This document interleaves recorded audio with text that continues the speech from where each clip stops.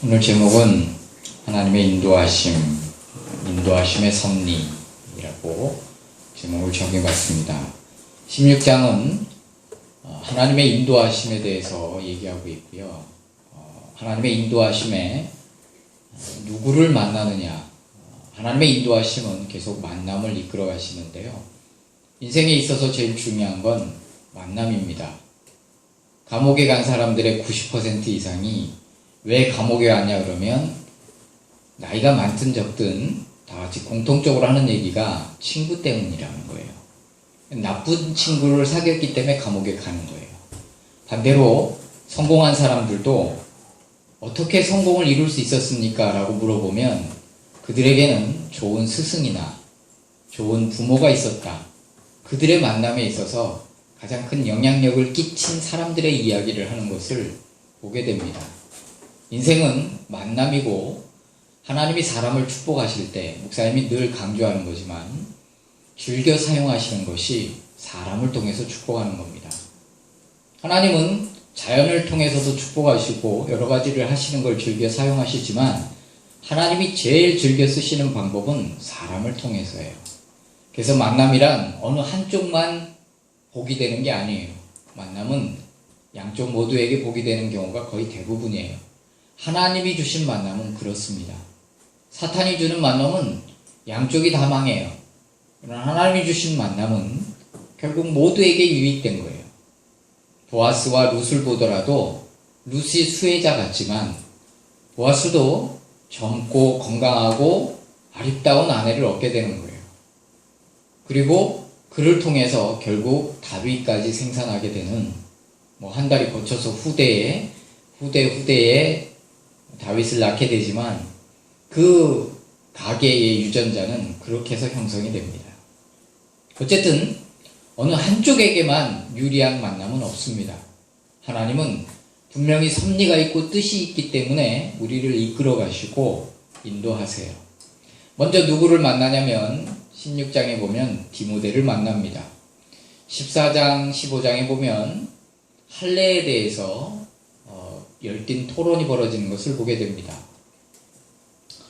제자들이 보낸 사람들이 아닌데 유대인들이 어느 지역에 와서 너희가 모세의 할례를 받지 아니하면 안 된다라고 강조를 하니까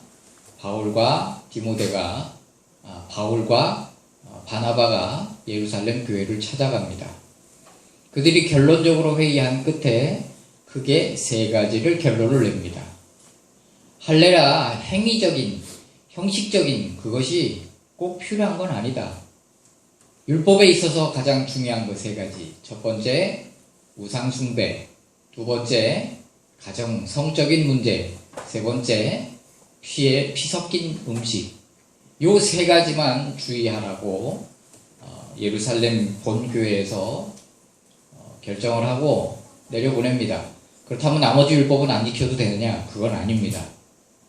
우리가 율법에서 자유로울 사람은 아무도 없어요. 우린 모두가 매일 죄를 지어요. 그 얘기를 하는 게 아니라 너희들이 최소한 얽매여야 될 것이 이 세 가지다라고 말하고 있는 겁니다.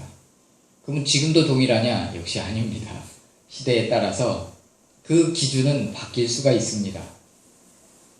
삼손 같은 경우는 문화의 영향을 받아서 기생집을 돌아다니는 거에 대해서 하나님이 묵인하신 건지 어쩐 건지 하여튼 이 문화의 영향력도 대단히 큽니다.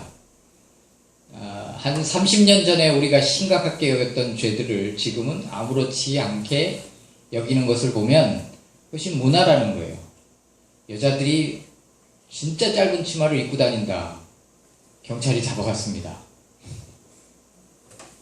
근데 지금은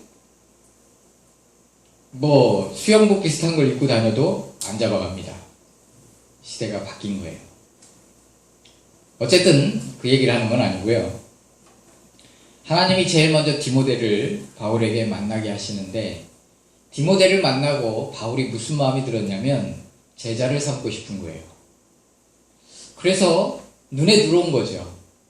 사람이 끌리는 사람이 있어요. 함께 나와 갔으면 좋겠다. 나를 도와줬으면 좋겠다. 내가 도와줬으면 좋겠다. 내가 배우고 싶다.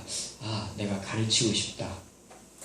바울에게 있어서 디모데는 딱 보는 순간 가르치고 싶은 생각이 든 거예요. 그래서 인생에 있어서 무슨 문제가 나면 디모데가 항상 나옵니다. 외로울 때, 힘들 때, 그리고 가장 외로울 때, 이제 죽음을 앞두고 순교를 앞두고 있을 때도 디모데 후서에 보면 바울의 마음 깊이 묻혀떠 있던 이야기들이 다 나옵니다. 누가 나를 배신하고 세상으로 나갔고, 누구는 내게 이렇게 해줬고, 누구는 이랬고, 디모데가 어떻게 해줄 수 있는 상황이 아니에요. 상을 줄 수도 없고, 갚을 수도 없고, 칭찬해 줄 수도 없는데, 그 얘기를 했다는 자체가 디모데가 바울에게 어떤 존재인가를 우리는 알 수 있는 겁니다. 여기서 이 디모데를 만나는 첫 장이 바로 16장 첫 부분입니다. 그런데 디모데에게는 문제가 있어요. 그건 뭐냐면 어머니는 유대인이지만 아버지는 헬라인이라는 거예요. 가문에 문제가 있다는 거예요. 바울도 알아요. 할례가 중요하지 않다는 걸. 그러나 디모데에게는 할례를 행해요. 왜? 이게 전통성에 문제가 있기 때문에 사람들의 비방거리가 돼서는 안 되겠다라고 생각을 했는지 그에게만큼은 제일 먼저 한 게 뭐냐면 할례를 행하도록 했어요. 이거를 설명하자면 참 복잡합니다.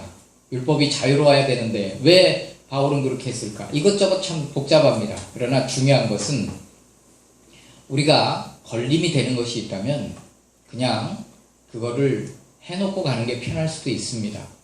예수님이 어느 성을 들어갈 때 이 통관세를 내야 되는데 안 내도 되는데 왜? 예수님은 왕이시거든요.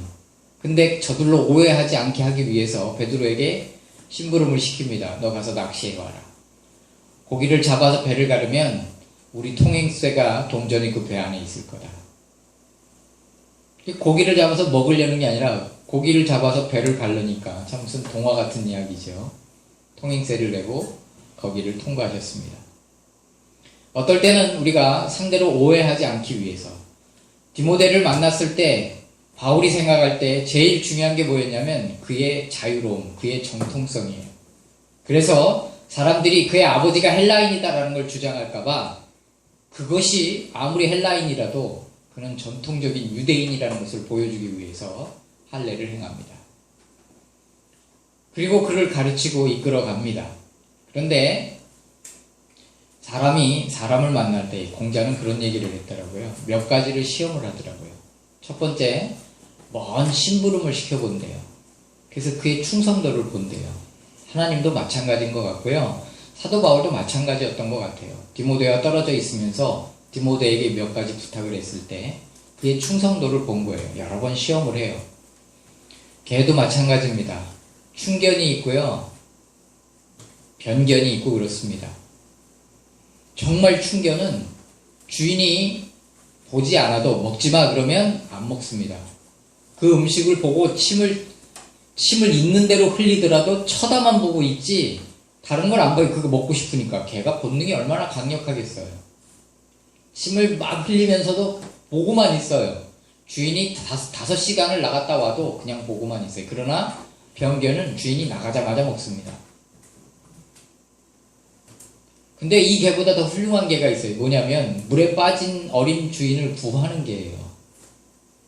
이거는 명령을 듣고 안 듣고를 떠나서 생각이 있는지 없는지 모르지만 자기 주인을 구하러 들어가는 거죠. 근데 이 개보다 더 훌륭한 개가 있어요. 뭐냐면 사냥을 나갔다가 다친 거예요, 주인이. 근데 그때 마침 맹수가 나타났어요. 이 개가 주인을 목숨 걸고 지켜요. 결국 개가 이겼어요. 이길 수 없는 싸움을 이기고. 왜? 이 주인을 가족이라고 생각했나 봐요. 지켜야만 된다는. 참 우리가 그렇게 살아야 할 텐데 이 충성이라는 게 여러분 순종하고 충성하고는 틀립니다. 순종은 말을 듣는 거예요. 하긴 저도 그렇고 순종도 못하는데 무슨 충성까지 합니까? 순종 다음이 맹종이에요. 맹종보다 더 위대한 게 충성이에요. 연평해전이라는 요즘 영화가 이렇게 떠서 거기에 순직한 분들의 이름을 따서 배가 5척이 이렇게 서해 안에 이렇게 있는 걸로 알고 있는데 그걸 보면 그들이 뭐 진짜로 충성했는지 안 했는지 그거를 말하는 사람이 참 이상하다고 봐요. 우리는 이런 사람들을 좀 아니어도 이렇게 해줘야 되는데, 그렇게 나라를 위해서 젊은 영혼들이 충성하다가 죽었는데 거기에서 비판하는 사람은 도대체 뭔지 모르겠어요. 어쨌든 젊은 나이에 이렇게 나라를 위해서 충성했단 말이에요. 그게 뭐냐면 군인은 충성이에요.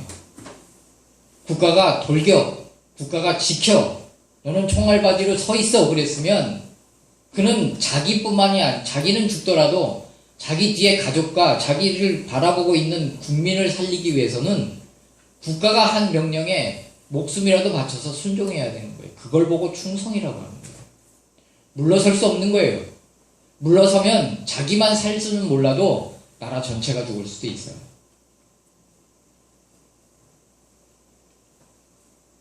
디모데에게 참 연약해요. 바울하고 성품이 정반대였던 것 같아요. 근데 그를 보면서 연민을 느끼고 자주 나는 병을 인해서 포도주를 쓰라고도 권면하면서 그를 애지중지 잘 돌본 것을 봅니다. 그러면서 그에게 부탁한 게 뭐냐면 충성이에요. 디모데 전서를 보면 군인에 대한 비유를 하고 농부에 대한 비유를 하면서 네가 이렇게 헌신하고 충성하는 것처럼 너를 이어서 충성할 사람들을 세워라. 어쨌든 저와 여러분이 하나님 보시기에 합당한 사람들이 되기를 바랍니다. 주님은 다 보고 계세요. 보시면서 충성도가 어떤지. 공자는 한 열 몇 가지를 했더라고요. 돈을 줘봐서 그 돈을 어떻게 관리하는지. 그러니까 회사 직원 중에 꽁돈이 생길 만큼 어떤 그런 데에 갖다 놓고 그가 아무도 모르게 취해도 아무도 모르는 그 돈이 생겼을 때 그걸 어떻게 하는지를 보는 거예요. 정직하게 하는지. 사장이 몇십 년을 그걸 했으니까 그걸 딱 장부만 보면 알 거 아니에요. 그걸 제대로 기록했는지 꿀꺽했는지. 그 하나가 그 사람을 거기다 갖다 놓은 이유가 있는 거예요. 그 다음에 또 뭐 멀리 보내본다든지 아니면 또 남녀가 같이 있게 해서 남자는 여자를 어떻게 대하고 여자는 남자를 어떻게 대하는지 보든지, 또 술을 먹여볼 때 이 사람이 술을 거절하는지, 급하게 약속을 할 때 다른 선약이 있으면 아무리 내가 사장이라도 그 약속을 거절하는지, 그래서 그 다음 약속을 잡았을 때 대수롭지 않은 약속을 그냥 그럼 그 다음 날은 이거 좀 할 수 있나? 이렇게 했을 때 그가 그 약속을 잊지 않고 정말 지키는지 안 지키는지, 이런 것을 본다는 거예요. 하다못해 이 성인군자 공자도 그런 얘기를 하는데 하나님은 뭐 아니 하시겠는가 그런 생각이 듭니다. 어쨌든 사도 바울은 디모데를 만나서 디모데를 훈련하고 디모데의 멘토로서 잘 가르치고 이끌어갈 때 그를 이렇게 일거수일투족을 보면서 그를 도와주었던 걸 보면 하나님도 어쩌면 우리의 인생에 있어서 우리를 보시고 시험해 보시고, 근데 주님의 시험은 테스트는 떨어뜨리기 위한 시험이 아니에요. 주님의 시험은 거기에 합격하는 시험, 거기에 통과시키기 위해서 하는 시험. 사람들은 맞는지 안 맞는지를 보지만 하나님은 재정에 문제가 있다. 그러면 재정에 훈련을 시켜서 거기에 대해서 이길 수 있는 사람을 만들어주세요. 이성에 약하다. 그러면 그걸 훈련해서 이성을 통과할 수 있는 사람을 만들어주세요. 마음이 여리다. 그러면 강한 사람을 만들어주시는 게 하나님의 훈련의 방법이에요. 하나님의 시험의 방법이에요. 세상의 시험은 기준점에 미달하느냐 안 미달하느냐에 따라서 자기 직원으로 쓸 건가 자기 후견자로 세울 건가 이걸 결정을 해요. 그런데 하나님은 그렇지 않아요. 다윗으로 하여금 그렇게 만드시고 모세로 하여금 그렇게 만드시는 과정이, 그것이 부족하기 때문에 버리려는 게 아니라 부족한 부분을 훈련하시고 하나님 보시기에 합당한 사람으로 만들어서 쓰시는 과정이었다는 거죠. 이렇게 해서 디모데를 만나고, 바울은 디모데를 자기와 정반대지만 그를 훈련해서 위대한 하나님의 사역자로 세우는 것을 보게 됩니다. 우리의 인생에 있어서 제일 중요한 건 만남이에요. 여러분, 내가 하나님이 주신 만남을 끊어버릴 수 없어요. 그것이 어떠한 만남이든지 하나님이 주신 만남이라면 최선을 다해야 돼요. 그런데 여기 사도 바울이 목표를 정하고 가는데 길을 자꾸 막으세요. 거기를 못 가게.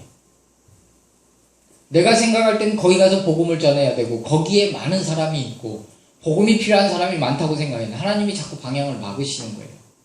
그래서 그는 글로 못 갔어요. 우리 인생에 있어서 뭔가 일이 안 풀릴 때는 자꾸 어거지로 풀려고 하는 것보다는 잠깐 쓰는 거예요. 그리고 기도해봐요. 왜? 하나님은 더 좋은 게 예비될 수 있기 때문에 그래요. 너 1000명이 목회하는 목회지로 갈래? 100명이 목회하는 목회지로 갈래? 정답은 없어요. 그러나 때로는 하나님이 1000명을 포기하고 100명이 있는 데로 가라 그러면 거기가 가장 필요한 곳이에요.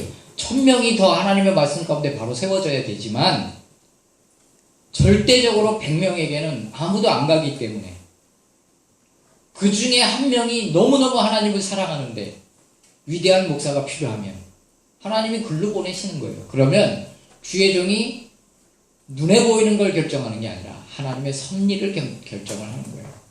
그러면 자꾸 하나님이 막으세요. 그러면 어디로 좀 더 앉아서 기도해보고 그럼 하나님이 상황과 여건에 따라서 인도하시고 응답하시면 그 길로 가는 거예요. 길이 막히면 반드시 열어놓은 길이 있어요. 거기를 찾으면 돼요. 그래서 인생에 있어서 가장 문제를 그르칠 때가 뭐냐면 성급하게 결정을 할 때 항상 문제를 그르쳐요. 뭐든지. 사기꾼들이 항상 급하게 해요. 부동산 하는 사람이 저희도 한번 당해본 적이 있는데 이 나쁜 사람들은요 막 성급하게 결정을 하게끔 해요. 그런데 좋은 사람은 생각해 보세요. 이건 이거에 어긋나고 이건 이거에 어긋나니까 다른 걸 좀 찾아보죠. 근데 그런 사람이 거의 없어요. 왜? 수수료 받기 위해서 빨리 어떤 결정을 하려고 하지. 제가 아는 분이 우리 처남 보고 집을 사라고, 처남이 돈이 있는 걸, 총각인데요, 열심히 벌어서 성실하게 벌어서 집도 사놓고 지금 살고 있는 집도 해놓고 청라지구에 집도 하나 있고 병원 방사선과 직원인데 해놓고 그렇게 살아요. 근데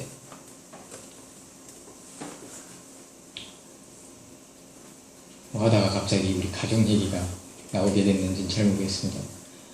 집을 사라고 얘기를 하는데 하는 말이 재개발이 이제 곧 된다는 거예요. 다 된 것처럼 얘기를 해요. 뭐 이제는 뭐 저기는 뭐 공고가 붙어서 뭐 누구는 아웃될 것이고 뭐 경매가 들어갈 것이고 뭐 근데 결국 얘기는 하는데 뭐 몇 월 며칠 날 경매됩니다. 근데 나중에는 안 돼요. 그걸 들어보면 그 사람이 연기 신청했습니다. 이게 뭐든지요. 사람이 거짓말하는 사람은 자꾸 핑계가 생겨요. 내가 이제 어떤 목사님하고 통화를 했는데 250표가 필요한데 뭐 몇 표가 모자란다는 거예요. 그래서 내가 그 얘기를 딱 듣고 지금 멀었구나. 근데 되면 또 금방 됩니다. 하나님의 섭리라는 게 놀라운 거예요. 그래서 거짓말하는 사람의 특징이 뭐냐면 성급해요. 빨리 결정하게끔 해요. 상대로 하여금. 이거 지금 아니면 이익이 못 남습니다. 빨리 하셔야 이건 이익 남습니다.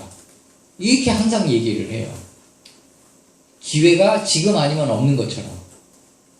근데 우리 인생에 있어서 항상 문제를 그르칠 때 보면 조급하거나 빨리 결정할 때 문제가 나요. 우리 속담이 참 좋은 속담이 있어요. 급할수록 돌아가라. 아니 급한데 왜 돌아가요? 근데 참 의미 있는 말인 것 같습니다. 하나님이 길을 막으셨어요. 그러면 막으면 기다리면 돼요. 조급할 필요가 없어요. 근데 인간은 인간이기 때문에 조급한 거예요. 우리도 지금 뭔가 하나 사무실 하나 얻으려고 하는데 조급하죠. 근데 하나님은 기다리래요. 그러면 뭐 하나님 이러시진 않아요. 기다려라 이러시진 않아요. 근데 기다리면 돼요. 사도 바울도 어거지로 걸러 안 갔어요. 기도하면서 하나님이 인도하시는 대로 갑니다. 그래서 안디옥 교회가 탄생하고요. 여인이 만나서 이제 복음을 증거하는데, 그러면 일이 잘 돼야 되잖아요. 거기서 복음을 증거하고 안디옥 교회가 세워진 것까지는 참 좋은데, 어떤 여자 계집종이 귀신 들려서 주인이 점치는 사람이에요. 그 여종을 통해서. 근데 맨날 따라다니면서 하나님의 거룩한 종이라고 막 이렇게 하니까 사도 바울이 마음이 거스리는 거예요. 불편한 거예요. 성령이 불편한 거예요. 그래서 쫓아내버렸어요. 이 일로 인해서 사도 바울이 어려움을 겪습니다. 감옥에 갇히지요. 여러분, 목사님도 마찬가지예요. 어떤 일을 함에 있어서 참 부드럽게 하면 좋은데 어떤 사람은 자꾸 마음에 거슬려요.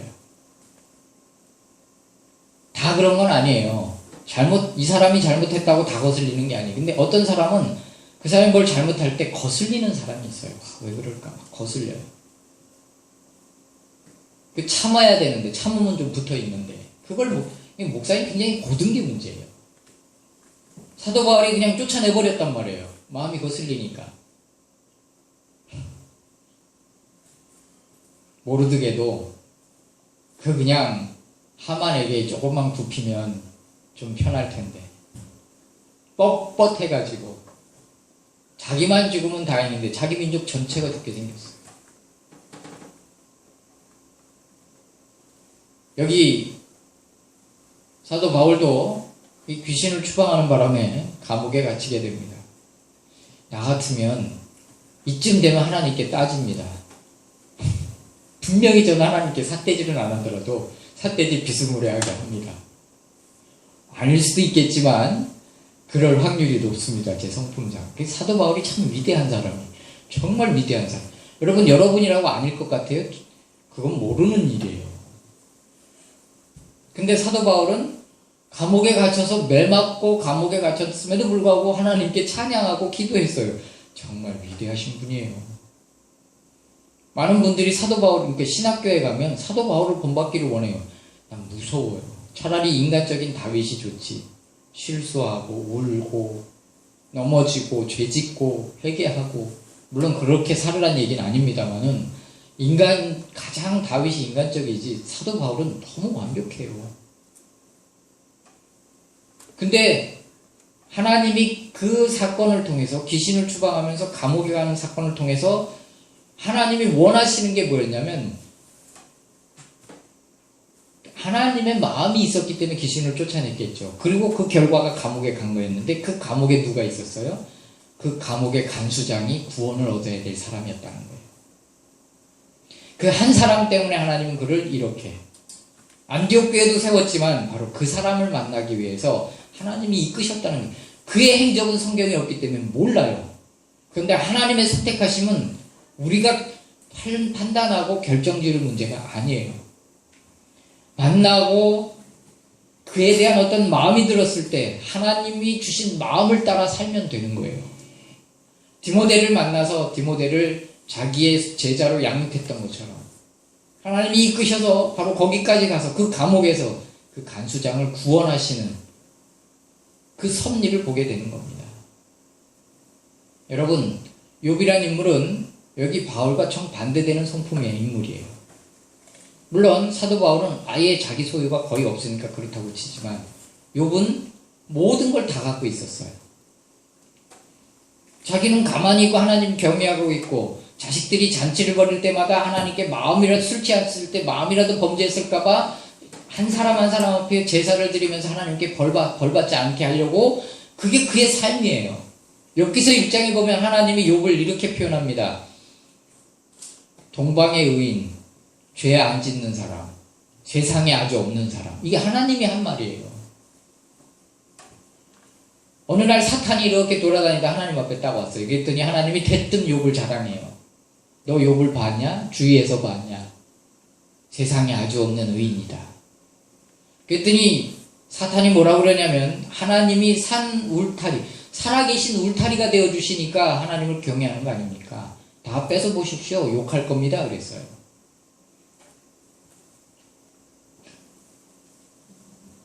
그 말이 틀린 말이 아니거든요. 하나님이 꼼짝을 못 하신 것 같아요. 성경에 없는 얘기라 저도 어떻게 함부로 정답을 말해줄 수는 없지만 내 생각엔 맞는 말이니까 하나님도 꼼짝을 못하신 것 같은 생각이 들기도 해요. 제 말이 틀릴 수도 있습니다. 그러니까 하나님이 뭐라고 그러시냐면 좋다. 그의 몸은 손대지 마라. 그 허락이 떨어지자마자 가서 몽땅 다 뺏어버립니다. 재밌는 건요. 마지막에 그러니까 집도 무너지고 뭐 자식들도 다 죽고 소, 양 다 불타서 하늘에서 불이 내려와서 다 태워주겠대.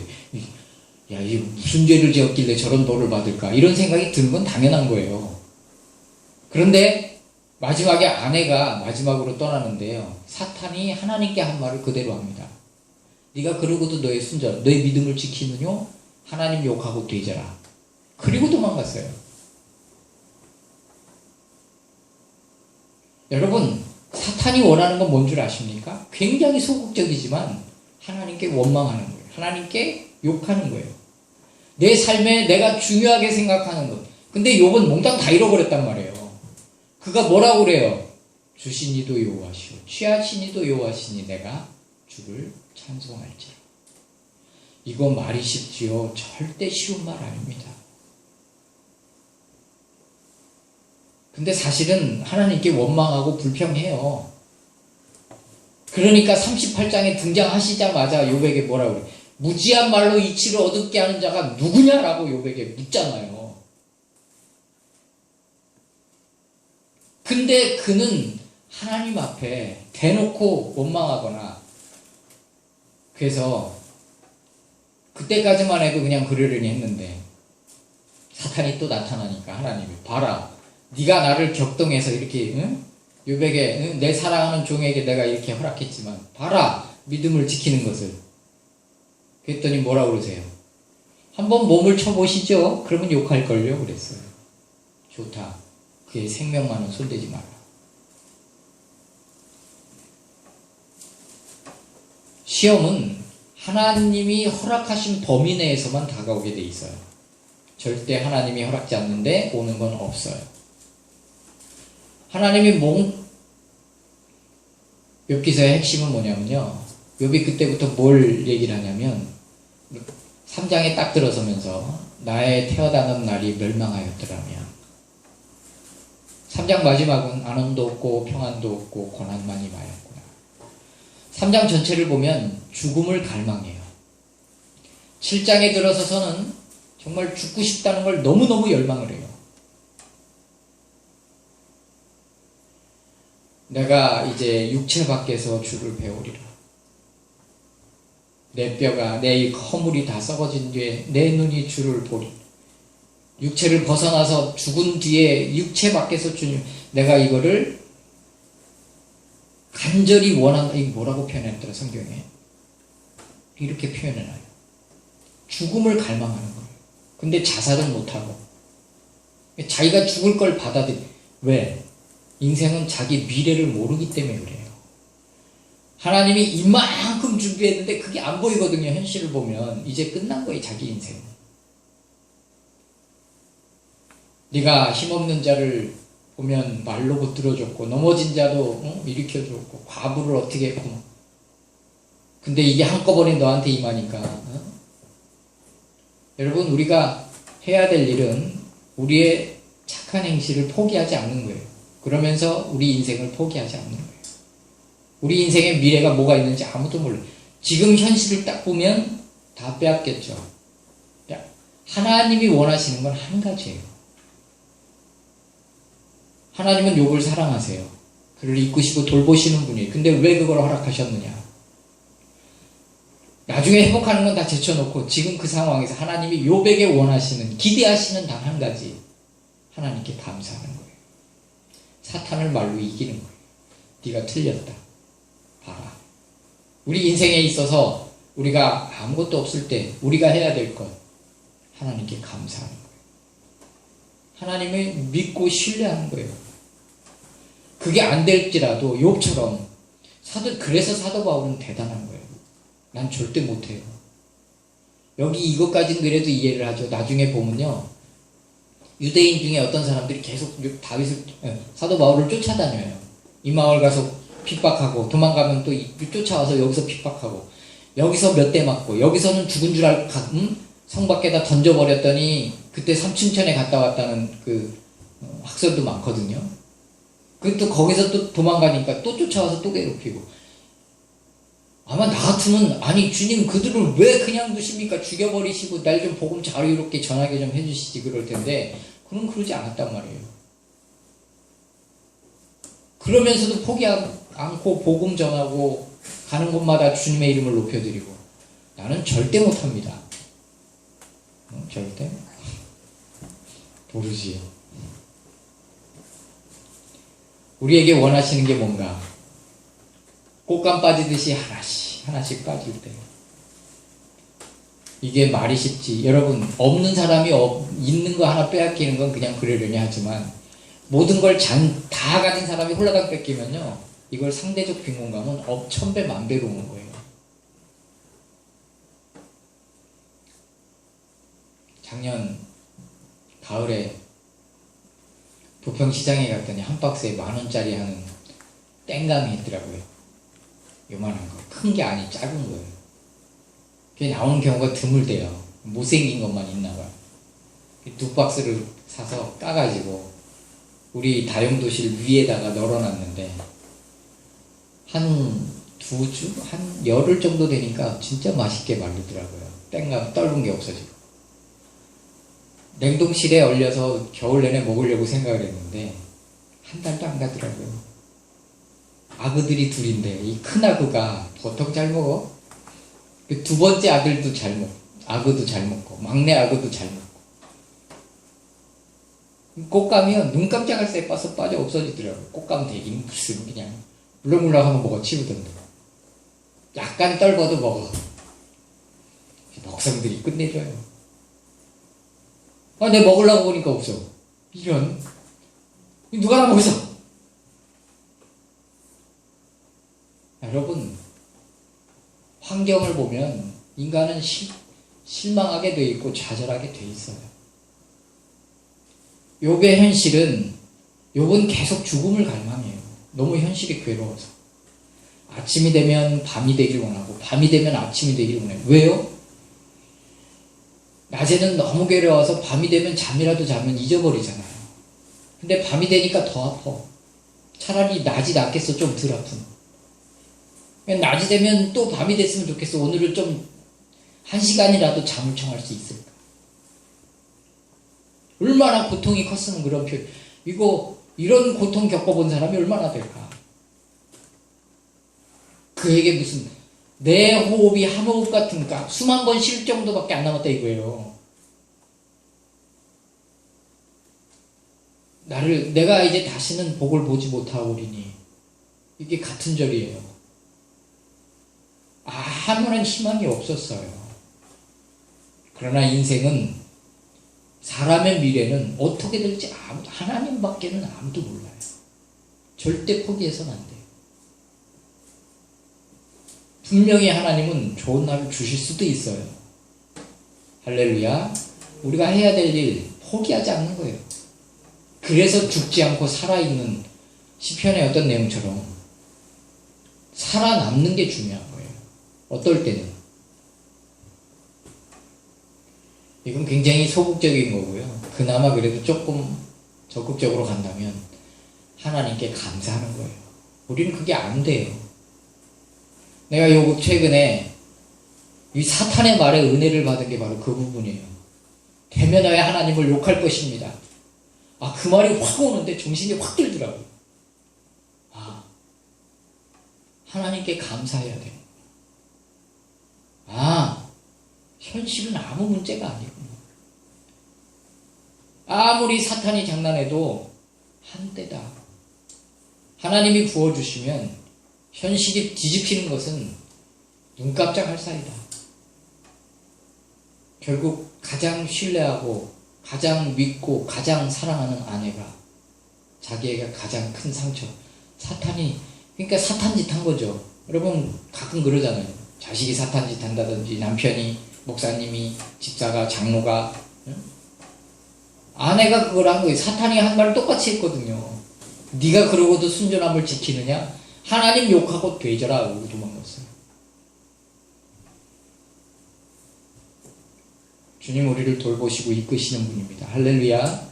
지금 허락하신 이 어려움이나 이 아픔이나 이 괴로움, 욥기서에도 그런 말이 나와요. 내가 하늘을 향하여 눈물을 흘리고 나를 이렇게 정죄하는 이 모든 것 가운데 주님이 신원하여 주시기를 원하노라. 아무도 변명해 주는 사람이 없는 거예요. 그냥 현실만 보는 거예요. 그러니까 하늘을 보고 모르드게도 하늘만 보면서 아무 말 못하고 베옷 입고 앉아서 어제는 베옷 입고 그러고 있다가 며칠 있다가 왕과 버금가는 옷을 입고 면류관을 쓰고 왕 앞에서 나라의 2인자가 될 줄은 누가 본인이 알았겠어? 누가 알았겠어? 하나님만 알고 계셨지.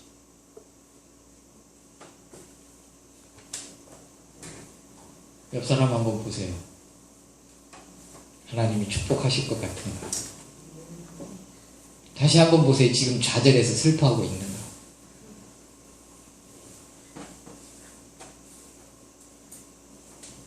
우리가 바울같이는 못 되더라도 욥같이는 삽시다. 욥은 믿음의 사람이 아니었어요. 근데 왜 훌륭하냐면 하나님께 말했거든요. 하나님께 다 쏟아냈거든요. 하나님께 원망하면 안 돼요. 그런데 어떤 면에서 원망도 많이 들어있어요. 그런데 왜 사람에게 말하지 않아요? 하나님께 다 쏟아냈어요. 왜 나의 어릴 적의 죄를 찾아서 나를 괴롭혀? 하나님께 묻는 거, 궁금한 걸 왜 그런지를 모르죠. 당연히 어떻게 알아요? 하나님하고 사탄하고 대화하는 걸 어떻게 알아요? 모르지. 우리는 알지.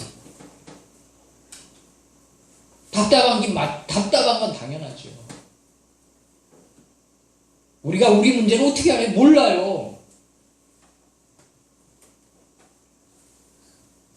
그러나 하나님께 기도하면서 눈물을 흘리고 하나님 바라보면 하나님이 예비하신 풍성한, 우리는 상상도 초월하는 수천 배 수만 배 놀라운 축복이 우리에게 부어질 줄로 믿습니다. 할렐루야.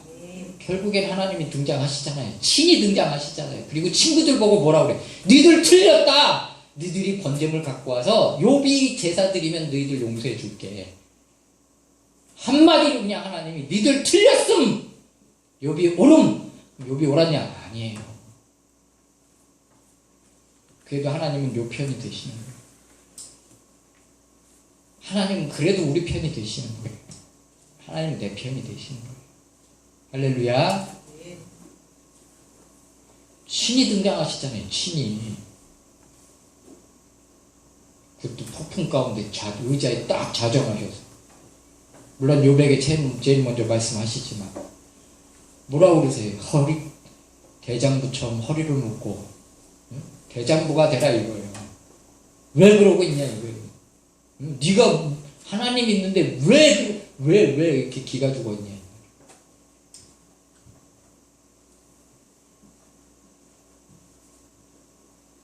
하나님이 다 주세요.